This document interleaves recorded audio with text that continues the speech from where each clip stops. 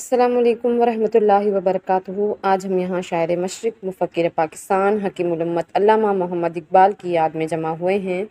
ہر سال 9 نومبر کو ہم یوم اقبال اس لیے مناتے ہیں تاکہ اس عظیم شخصیت کو خراج تحسین پیش کر سکیں جس نے ہمیں خواب غفلت سے جگایا اور ایک نئی سوچ اور ایک نیا نظریہ دیا۔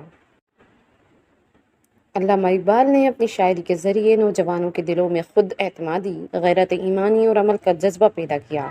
انہوں نے ہمیں بتایا کہ مسلمان قوم کے پاس ایک عظیم ورثہ اور روشن مستقبل ہے، بس ضرورت ہے کہ ہم اپنی خودی کو پہچانیں اور اپنے اندر چھپی صلاحیتوں کو بیدار کریں۔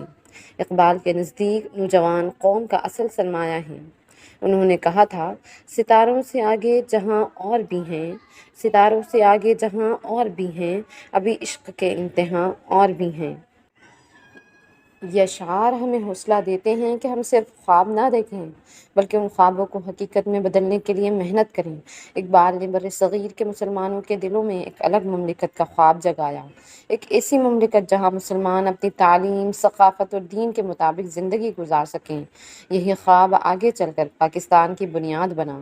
آج ہمارا فرض ہے کہ ہم اقبال کے پیغام پر عمل کریں، علم حاصل کریں، اپنے کردار کو مضبوط بنائیں اور اپنے وطن کی ترقی میں حصہ لیں۔